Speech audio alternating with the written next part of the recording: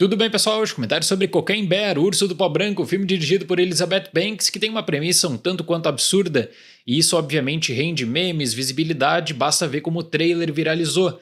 Afinal de contas, o que você vai esperar da combinação de urso e cocaína? A Elizabeth Banks fala muito que essa história é parcialmente baseada em fatos, o que é verdade, porque em setembro de 1985, o Andrew Thornton, traficante de drogas, ele acabou jogando cerca de 40 pacotes de cocaína nas florestas do Tennessee, e aí depois ele provavelmente pensava que estava sendo perseguido por agentes federais dos Estados Unidos, tentou pular de paraquedas. O paraquedas não abriu, o Andrew acabou morrendo e 3 meses depois um urso foi encontrado morto. E aí a investigação dá conta de que o urso morreu por ter ingerido uma grande quantidade de cocaína e os 40 pacotes que tinham sido jogados na floresta foram encontrados abertos. Obviamente, isso também gera várias e várias lendas urbanas sobre o urso e sobre a região ali de Knoxville, Tennessee, que envolve também uma cobertura midiática e sensacionalista naquele período. E o urso até ganha, nas lendas urbanas, o apelido carinhoso de Pablo Escobar. Então esse é o caso real.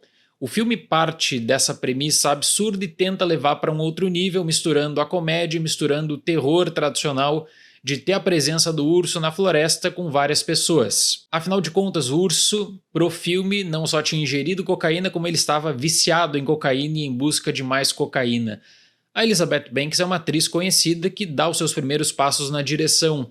Em 2019 ela dirigiu As Panteras, que acabou sofrendo muitas críticas e é um filme que tem problemas sérios justamente na direção, e eu noto uma evolução em O Urso do Pó Branco, apesar de acreditar que o roteiro acaba se tornando um grande limitador para essa história por várias decisões controversas tomadas, porque a base seria aquela do urso na cocaína e você teria o espaço aqui, sem dúvida alguma, para conseguir articular comédia e terror. De certo modo, eu penso que é um conceito bacana para você gerar memes na internet, para ver o trailer e que, na verdade, o trailer acaba oferecendo muito mais conteúdo do que o próprio filme, infelizmente. Então o filme tenta usar essa base da história real para envolver como o urso encontrou as drogas, movimentando toda a região e partindo para uma série de ataques. A questão-chave é que, para uma comédia de teor absurdista, que é o caso do Urso do Pó Branco a partir da premissa previamente citada, é impressionante notar como nesse caso e em tantos outros recentes,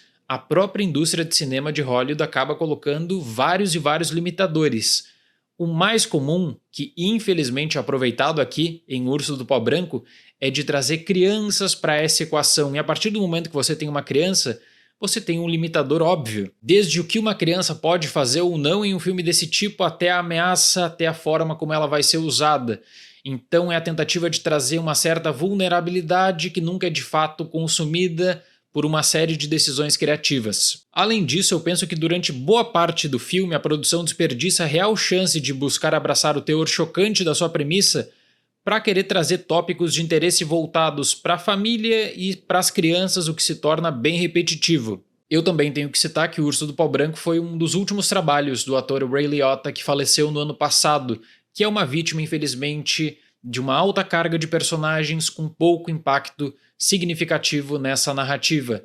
Dá para dividir O Urso do Pó Branco em 3 partes. Você tem inicialmente toda uma atenção voltada para a história de origem, digamos assim, do urso, desse contato com as drogas, toda uma questão que envolve famílias e personagens teoricamente vulneráveis também, e personagens que entram na narrativa apenas para se tornar alvo de ataque. Por um lado, eu até acredito que a Elizabeth Banks acabou mirando, quem sabe, em um tributo a filmes B-oitentistas em que você tem um grande perigo na floresta e precisa armar algum tipo de proteção para um grupo de pessoas. Ao pensar nisso, eu me volto justamente para o imaginário consolidado nos Estados Unidos quanto à presença do urso, que para os anos 80 significaria a União Soviética. Até existe uma propaganda bem cultuada no cenário político dos Estados Unidos, da campanha de reeleição do Reagan em 1984, sobre o urso na floresta e todo esse perigo simbólico. Eu cito isso porque essa essência oitentista do governo Reagan, ela é parcialmente aproveitada em O Urso do Pó Branco. E no cotidiano mesmo, de vez em quando acaba viralizando um vídeo de uma pessoa em contato com um urso na floresta, e isso gera, obviamente, uma grande apreensão do espectador, porque tá no habitat do urso e o urso ele acaba se mostrando indomável. em muitos casos. O Urso do Pó Branco tinha toda essa receita na mão para conseguir transformar isso em um filme que poderia abraçar o seu teor absurdo, misturando comédia, ação e terror, só que não é o caso. Porque, de um lado, existe a participação do urso com essa raiva constante, movido a cocaína e em busca de cocaína.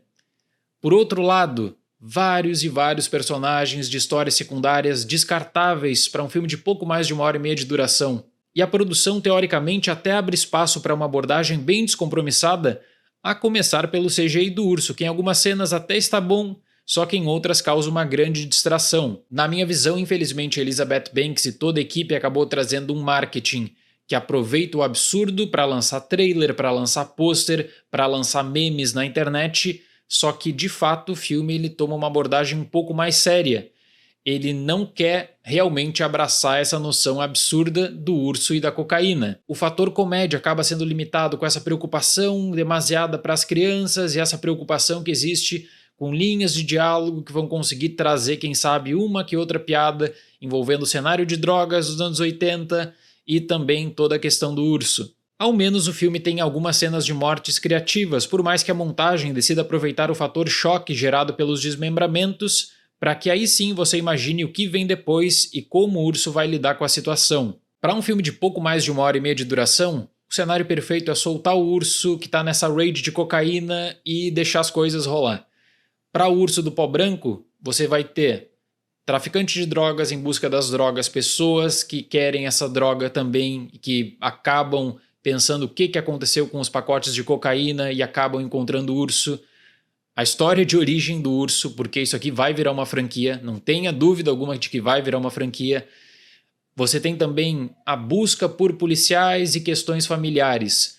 É muita coisa acontecendo ao mesmo tempo. No único momento em que de fato a Elizabeth Banks ela abraça o teor absurdo da sua premissa, você tem a melhor cena, que é a cena que vai ser compartilhada depois quando o filme chegar para meio digital, que é a cena da ambulância. Que ali sim você tem um misto de choque, terror, tensão, violência e comédia.